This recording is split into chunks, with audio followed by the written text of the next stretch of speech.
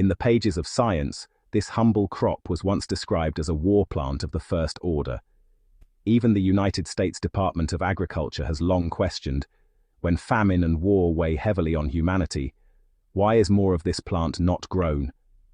Let us step into the garden and rediscover a forgotten survivor. Behind its tall, sunlit stalks stands one of the most generous and resilient plants on earth, the Jerusalem artichoke. Despite its name, it is neither from Jerusalem nor an artichoke. It is a tuber-producing plant from the sunflower family, crowned with golden blooms. Yet its true value lies beneath the soil. Hidden underground, its tubers form a living reserve of nourishment. Unlike most crops, Jerusalem artichokes can remain safely in the earth through winter, protected from frost and time itself. In periods of war or scarcity, this trait becomes invaluable. Historically, armies would move through regions and consume or destroy visible food supplies, but this plant offered a quiet advantage, cut down from above, yet still storing a full harvest below, unseen and untouched. Food that could not easily be taken. The Jerusalem artichoke played a quiet but vital role during times of conflict. After the devastation of the 30 Years' War, which wiped out a significant portion of Central Europe's population, many survivors in regions like Thuringia relied heavily on this plant for sustenance. It thrived where other crops failed, especially in poor or sandy soils. In France, it became known as a poor man's crop, grown in land that could not support potatoes. Compared to other staple crops, it required far less labor. It did not demand rich soil, heavy fertilization, or careful replanting. A small tuber left in the ground would return the following season, often multiplying without effort. In times when survival depended on both yield and resilience, this plant proved itself indispensable. Its history reaches back to the early 1600s, when Samuel de Champlain documented indigenous gardens filled with beans, squash, tobacco, and roots that tasted similar to artichokes. Native American tribes, including the Huron, cultivated and consumed these tubers regularly. They were often prepared as a thick stew or pottage and could be eaten raw, roasted, boiled, or dried into flour. Some traditions even used them as a roasted beverage.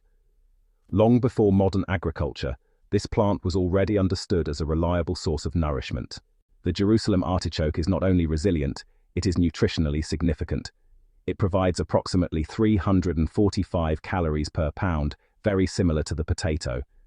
However, its productivity is remarkable, yielding between 12 to 15 million calories per acre, with potential to reach even higher levels under the right conditions. This places it among the most efficient food crops available. It also contains protein with a balanced profile of essential amino acids, making it a more complete food than many root crops. While not a sole food source long-term, it has historically supported populations during periods of scarcity. One of its most unique components is inulin, a carbohydrate that the human body does not digest directly. Instead, it feeds beneficial gut bacteria, particularly bifidobacteria, which are associated with improved digestive health. This makes the Jerusalem artichoke both a source of energy and a support for the internal ecosystem of the body. Despite its many strengths, the plant does come with considerations. Its inulin content can cause digestive discomfort in some individuals, often resulting in gas. However, tolerance varies widely. Some people experience improved digestion, while others may need to prepare it more carefully. Traditional preparation methods can reduce these effects.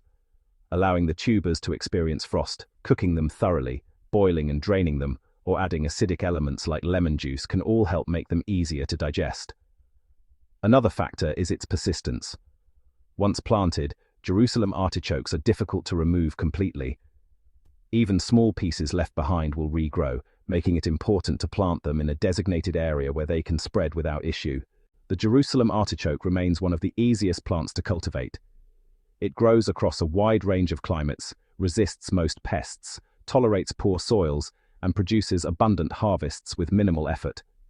In comparison to crops like corn, which require nutrient-rich soil and significant inputs, this plant offers similar caloric yields with far less demand. It is a crop of resilience, often overlooked, yet deeply capable. In times of uncertainty, the most valuable plants are not always the most celebrated. They are the ones that endure quietly, grow where others cannot, and provide nourishment when it is needed most. The Jerusalem artichoke is one such plant.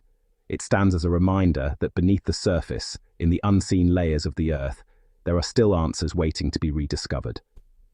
Thank you for watching and stay healthy.